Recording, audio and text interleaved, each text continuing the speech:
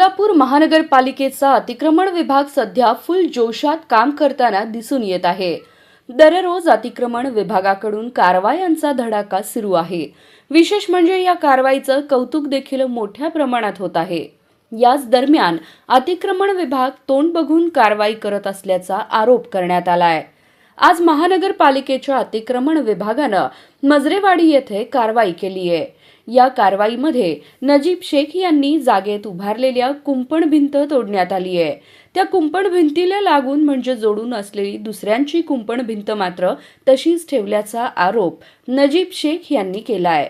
महापालिकेचा अतिक्रमण विभाग हे तोंड बघून आणि राजकीय दबावातून काम करत असल्याचं नजीब शेख यांचं म्हणणं आहे। शेख यांच्या भिंतीला लागून असलेलं कंपाऊंड वॉल, त्यांच्या पुढे असलेल्या घरांना देखील महानगरपालिकेकडून नोटिसा बजावण्यात आल्या आहेत, पण अद्याप त्या मिळकतींवर कोणतीही कारवाई अतिक्रमण विभागाकडून करण्यात आलेली नसल्याचं नजीब शेख यांनी म्हटलं आहे।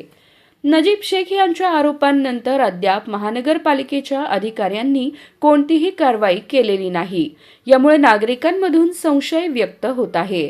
महापालिकेचे अधिकारी या प्रकरणी काय प्रतिक्रिया देतात हे पाहणं आता महत्त्वाचं ठरणार आहे।